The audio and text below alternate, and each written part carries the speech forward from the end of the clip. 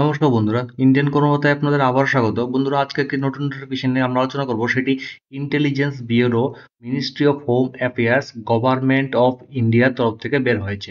পোস্টটি হচ্ছে security assistant বা বলতে পারেন মোটর ট্রান্সপোর্ট এক্সাম 2025। চলুন দেখে নিচ্ছি বিস্তৃত কিভাবে আমরা অ্যাপ্লাই করব এবং কতটা পোস্ট আছে। তার আগে একটি ছোট্ট রিকোয়েস্ট, যারা চ্যানেলটিতে নতুন আসছেন চ্যানেলটি সাবস্ক্রাইব করে নোটিফিকেশন আইকনটি ক্লিক করে রাখবেন পরবর্তী নোটিফিকেশন সম্ভবত পাওয়ার জন্য। বন্ধুরা, আপনাদের একটি ছোট স্টেপ আমাকে বহুত অনুপ্রাণিত করে এই ধরনের নোটিফিকেশন খুঁজে খুঁজে বের করে আপনাদের সামনে তুলে ধরা।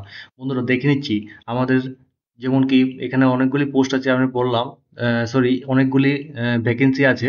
টোটাল ভ্যাকেন্সি আছে আপনার 455টি, 455। তার মধ্যে দেখা গেছে যে আগরতলাতে ইউআর ক্যান্ডিডেটের জন্য 2টি ভ্যাকেন্সি আছে, এসটিতে ক্ষেত্রে একটি ভ্যাকেন্সি আছে, টোটাল 3টি ভ্যাকেন্সি। ঠিক আছে, তেমন করে প্রত্যেকটা শহরের নাম দেওয়া আছে এখানে। দেওয়ার পর আপনি টোটাল ভ্যাকেন্সি এখানে দেখে নেবেন। তাছাড়া বলে রাখছি যে আমি নর্থ ইস্টার্ন স্টেটের মধ্যে যেমন কি আইজল মধ্যে নেওয়া হচ্ছে 60টি ভ্যাকেন্সি। তারপর আপনার আছে গুয়াহাটিতে আছে 11টি ভ্যাকেন্সি, ইম্ফলে আছে 8টি ভ্যাকেন্সি, ইটানগরে আছে 19টি ভ্যাকেন্সি। সেরকম কলকাতাতে আছে 15টি ভ্যাকেন্সি। তো এখানে জোন ওয়াইজ, শহর ওয়াইজ, সিটি ওয়াইজ এখানে ভ্যাকেন্সিগুলি ভাগ করে দেওয়া হয়েছে। শিলং ক্ষেত্রে আছে 4টি ভ্যাকেন্সি। তো টোটাল ভ্যাকেন্সি যেটা বললাম আছে আপনার 455টি। তো দেখে নিচ্ছি বন্ধুরা কিভাবে অ্যাপ্লাই করবেন। অ্যাপ্লাই করতে গেলে আপনাদের চলে যেতে লাগবে www.mha.gov.in অথবা এনসিএস পোর্টাল www.ncs.gov.in এই ওয়েবসাইটে গিয়ে আপনারা অ্যাপ্লাই করতে পারবেন। আমি সবগুলি লিঙ্ক ডেসক্রিপশনে দিয়ে রেখেছি, সেখান থেকেও আপনারা দেখতে পারেন। চলুন দেখে নিচ্ছি বিস্তৃত যে সিকিউরিটি অ্যাসিস্ট্যান্ট বা মোটর ট্রান্সপোর্ট যেটা বললাম, এই পোস্টটাতে কি কি কোয়ালিফিকেশন লাগবে। যেমন কি ক্লাসিফিকেশন বলা হয়েছে যেটা সেন্ট্রাল গভর্নমেন্টের group C post, non gazetted, non ministerial. ঠিক আছে, এখানে যে পে স্কেলটা আপনাদের দেওয়া হবে সেটা হচ্ছে লেভেল 3। স্কেলটা হচ্ছে 21,700 থেকে 69,100 টাকা in the pay matrix plus admissible central government loss.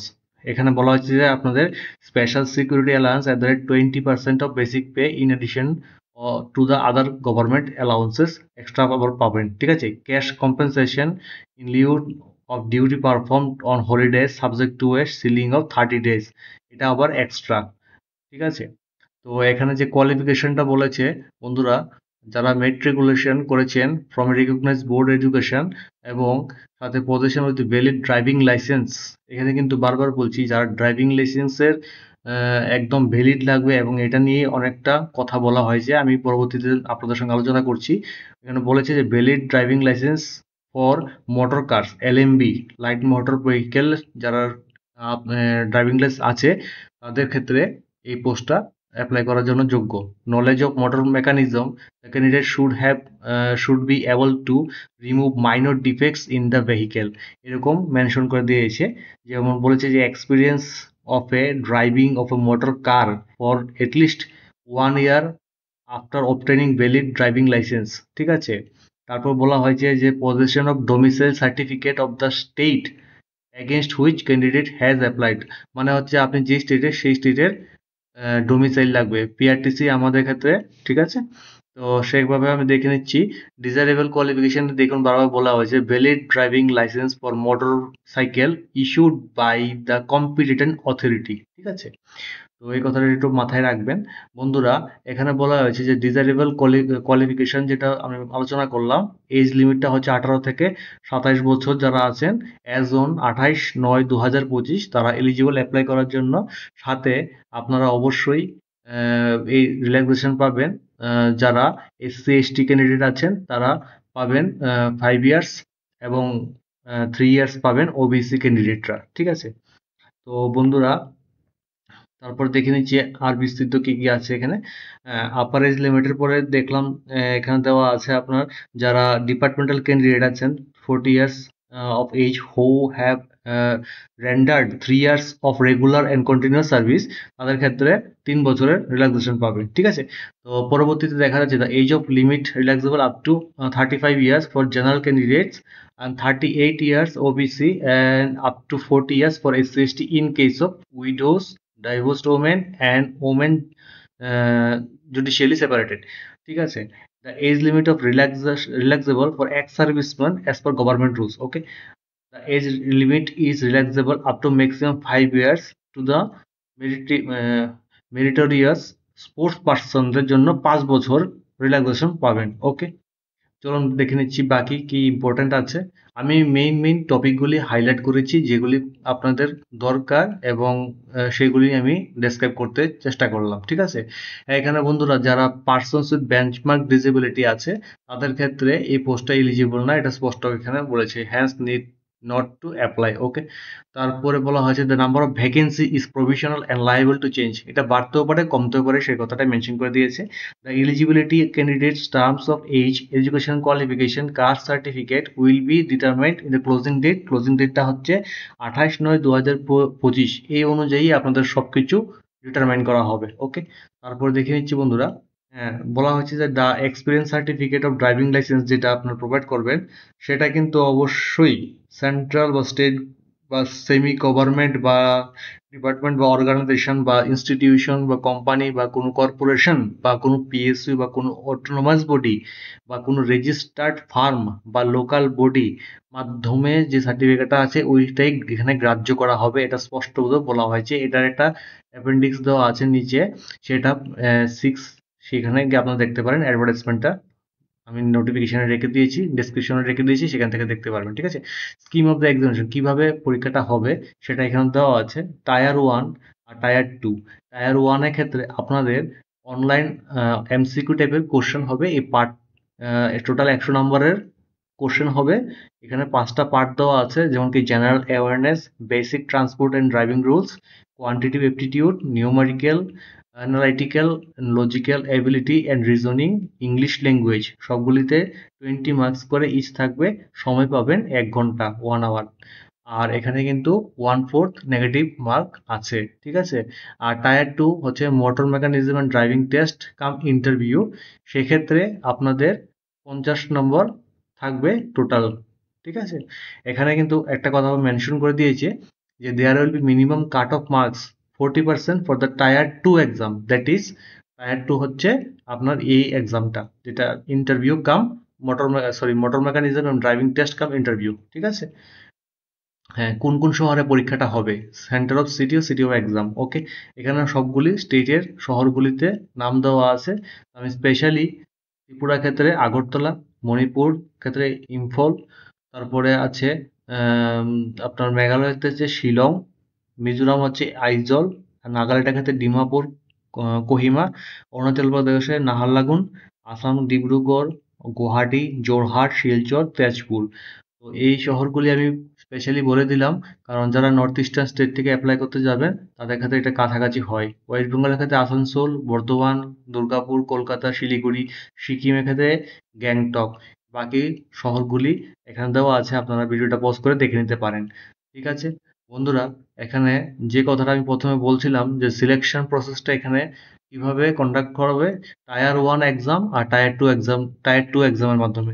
Tyre 1 এক্সামে minimum qualification marks out of 100 বলে দেওয়া হয়েছে যে ইউআর ক্ষেত্রে মিনিমাম 30, ওবিসি ক্ষেত্রে মিনিমাম 28, এসসি এসটিদের ক্ষেত্রে মিনিমাম 25, ইডব্লিউএস ক্যান্ডিডেট ক্ষেত্রে মিনিমাম 30। এটা হচ্ছে মিনিমাম কোয়ালিফিকেশন, তারপর যে যতটুকু নাম্বার পায়। ঠিক আছে, তারপর বলা হয়েছে যে টায়ার 1 এক্সামটা হচ্ছে কোয়ালিফাইড নেচার টাইপের। ঠিক আছে, আর কোয়ালিফাইড নেচার মানে হচ্ছে আপনাদের এখানে যে মেরিট বেসে নাম্বারটা যোগ হবে সেটা কিন্তু টায়ার 1 এর নাম্বারটা অনেকটাই ডিটারমিনেট করে দেবে। ঠিক আছে, যারা শর্টলিস্ট হয়ে যাবেন টায়ার 1 এ তাদের টায়ার 2 তে ডাকা হবে। এটা মোটামুটি 10 Times of the number of vacancy যতটুকু আছে সেই হিসাবে ডাকা হবে ক্যান্ডিডেটদের। ঠিক আছে, বলেছি যে tyre 2 exam is qualifying in nature, tyre 2 শুধু কোয়ালিফাইং হবে, এখানে কোনো নাম্বার যোগ হবে না। The qualifying marks in tier 2 is 20, minimum qualifying marks is হবে 50-এ 20 নাম্বার পেতে লাগবে, মানে 20 নাম্বার পেতে লাগবে। ঠিক আছে, তারপর on the basis of combined performance in tier 1 and tier 2 exam the final merit list of the candidate would be prepared. ঠিক আছে, তারপর বলা হয়েছে যে সাপোজ এরকম কোনো কেস যদি হয়ে থাকে, রিজলিউশন অফ টাই কেসেস, কেউ যদি সমান নাম্বার পেয়ে থাকেন তাহলে কিভাবে শর্টলিস্ট করা হবে। বলা হয়েছে যে ফলোয়িং ক্রাইটেরিয়া, ক্রাইটেরিয়াগুলি হচ্ছে marks in tier 1, marks in tier 2, এবং তারপর হচ্ছে date of birth with older candidates placed higher, ঠিক আছে। তারপর alphabetically order of names starting with the first name. এটা হচ্ছে কেউ নাম যদি সাপোজ আমি একটা এক্সাম্পল নেই, অভিজিৎ, ABH, আর কেউ নাম যদি থাকে Debjit, that means D less preferable according to Abhijit. A আগে আসছে, তারপরে বি আসছে, তারপরে হচ্ছে ডি। তো এটা একটা ম্যাটার করে, ঠিক আছে। এটা হচ্ছে যারা টাই যখন করে তখন, আদারওয়াইজ এখানে কোনো বেনিফিটেড না, ঠিক আছে। এক্সামের ডেটগুলি একবার দেখে নিন। এক্সাম সরি অ্যাপ্লাই করার ডেটগুলি হচ্ছে ওপেনিং অনলাইন রেজিস্ট্রেশন অ্যাপ্লিকেশন 6/9/2025 থেকে শুরু হয়ে গেছে, এবং ক্লোজিং ডেটটা হচ্ছে আপনার 28/9/25। আর চালান জমা দেবেন যে টাকা, ফি ফি জমা দেওয়ার টাইমটা হচ্ছে 30/9/2025 লাস্ট, ঠিক আছে। এর মধ্যে যদি জমা দিতে পারেন তাও তো ঠিক আছে, কোনো সমস্যা নেই। তো যারা ইন্টারেস্টেড অবশ্যই অ্যাপ্লাই করার জন্য চেষ্টা করবেন। হ্যাঁ, এখানে বলা যাচ্ছে যারা অনলাইন ফিল আপ করবেন তার আগে, before start of filling the application through online mode, এই কী কী ডকুমেন্টগুলি লাগবে একটু দেখে নিন। Valid email ID, mobile number, scan copy of the recent passport size colour photograph, 50 থেকে 100 কেবির মধ্যে হবে, জেপিজি ফরম্যাটে, নট older দেন 12 উইকস, এই কথাটা মাথায় রাখবেন। Scan signature should be 50 to 100 KB, JPG ফরম্যাটে লাগবে। আর valid photo ID proof of issued by central ও স্টেট গভর্নমেন্ট, সার্টিফিকেট অথবা marksheet pertaining to the class 10, certificates marksheets pertaining to the class 12 or diploma or graduation or any other acquired, ঠিক আছে। তারপর বলা হয়েছে কিভাবে অ্যাপ্লাইটা করবেন। আমি যেটা বললাম, প্রথমে ইমেল আইডি, মোবাইল নাম্বার তো মাস্ট লাগবেই, সাথে প্রথমে 2টা স্টেপ রেজিস্ট্রেশন করে নেবেন কন্ট্যাক্ট ডিটেলস এবং লগইন পাসওয়ার্ড দিয়ে। এটা হচ্ছে স্টেপ 1। রেজিস্ট্রেশন প্রসিডিউর করার পর আপনার লগইন করবেন, তারপরে বাকি ফটো ডিটেলস, সিগনেচার এবং কোয়ালিফিকেশন, পার্সোনাল ডিটেলস এবং এক্সাম ফি, এগুলি আপনারা ফিল আপ করে সাবমিশন করবেন, ঠিক আছে। তাছাড়া একটা ইম্পর্টেন্ট কথা আমি আপনাদের বলে রাখছি, যে বলেছে যে candidates are advice to ensure that email address ending with @nic.in/gov.in, এই দুইটা মেইল আইডি, যে পেছনে যে ডোমেইনটা আছে সেই ডোমেইনটা যদি কোনো সময় আপনাদের মেইল আইডিতে ইনবক্সও থাকতে পারে, কোনো সময় আপনাদের স্পাম ফোল্ডারও থাকতে পারে, তো সেটা আপনারা রেগুলার চেক করে নেবেন, ঠিক আছে। The candidate should take print out of the challan form, ঠিক আছে। হ্যাঁ, যেটা আমি বললাম, to keep checking their email inbox as well as spam folder, ঠিক আছে। তো সাথে বলেছে the website of the MHA from time to time for updates related to the recruitment process, ওকে।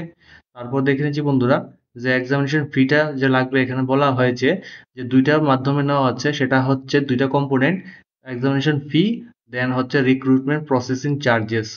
সব candidate, all candidate recruitment processing charges 550, এটা confirm.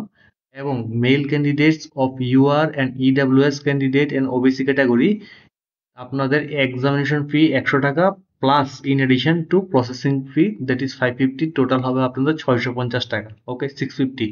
এবং all SC/ST candidate, female candidate and those ex serviceman who are eligible to reservation are exempted from the payment of examination fee যেটা বললাম, যেটা 100, এটা দিতে লাগবে না, but however they will have to pay recruitment processing fee that is 550, ঠিক আছে। চলুন পরবর্তী, হ্যাঁ, ক্লোজিং ডেটটা হচ্ছে 28/9/2025। তো বন্ধুরা, আজকে এতটুকু পর্যন্তই। আমার দেওয়া রিক্রুটমেন্ট নোটিফিকেশনটা যদি আপনাদের কোনো কাজে লাগে, তো বন্ধুরা অবশ্যই চ্যানেলটি সাবস্ক্রাইব করে নোটিফিকেশন আইকনটি ক্লিক করে রাখবেন। ধন্যবাদ।